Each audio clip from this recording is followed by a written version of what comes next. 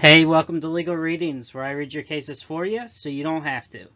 Please subscribe and tell your friends so I can keep doing these and get you the cases you need, and maybe get some better audio and redo these so that you can have a better experience overall. But let's get started. And the first case is Harvey v. Facey. Appeal from decree of the Supreme Court of Judicature of Jamaica. Setting aside a decree from Curran J., which dismissed the suit, which was one for specific performance and alleged contract in writing. Facts are stated in the judgment of their lordship. Respondents: Facey and his wife denied the existence of a contract.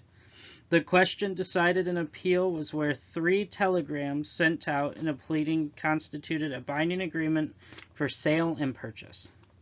Lord Morris: the appellants instituted an action against the respondents to obtain specific performance of an agreement alleged to have been entered into by respondent Larkin M. Facey for sale of a property named Bumper Hall Pen.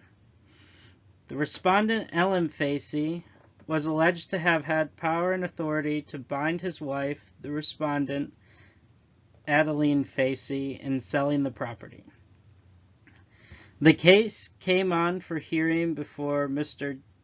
Justice Cunnin, who dismissed the actions with costs on the grounds that the agreement alleged by the appellants did not disclose a concluded contract for the sale and purchase of the property.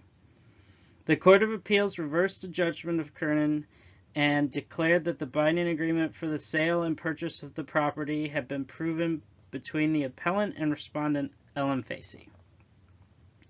The appellants are solicitors carrying on business in a partnership at Kingston, and it appears that in the beginning of October 1891, negotiations took place between the respondent Ellen Facey and the mayor and council of Kingston for the sale of the property in question, that Facey had offered to sell it to them for a sum of £900, and that the offer was discussed by the council at their meeting on the 6th of October, 1891, and the consideration of its acceptance deferred, that on the 7th of October, 1891, Ellen Facey was traveling in the train from Kingston to Porus, and that the appellants caused a telegram to be sent after him from Kingston addressed to him on the train for Porus in the following words: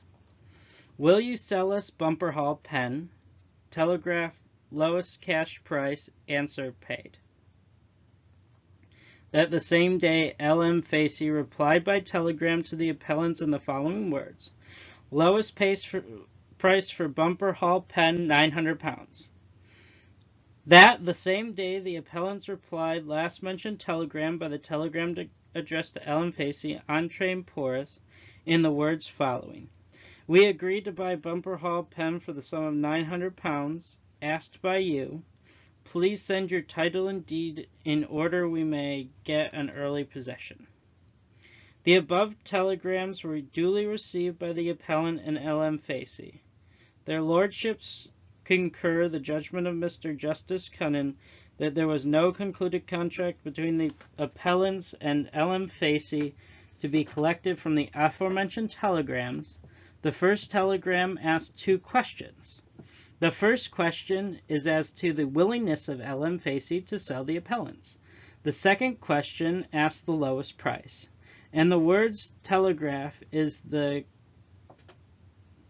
Caucasian addressed to the second question only.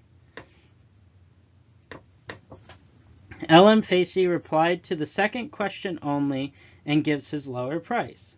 The third telegram from the appellants treats the answer of L.M. Facey, stating his lowest price as an unconditional offer to sell them at the price named. The reply telegram from the appellants cannot be treated as the acceptance of an offer to sell to them. It is an offer that required to be accepted by Ellen Facey. The contract would only be completed if Ellen Facey had accepted the appellant's last telegram. It has been contended for the appellants that Ellen Facey's telegram should be read as saying yes to the first question put in the appellant's telegram, but there is nothing to support that contention. Ellen Facey's telegram gives precise answer to the precise question, the price. The contract must appear by the telegrams, whereas the appellant are obliged to contend that an acceptance of the first question is to be implied. Their lordships are of the opinion that the mere statement of the lowest price at which the vendor could sell contains no implied contract by selling at the price to the person making the inquiry. The judgment of the Supreme Court should be reversed and the judgment of Curran restored.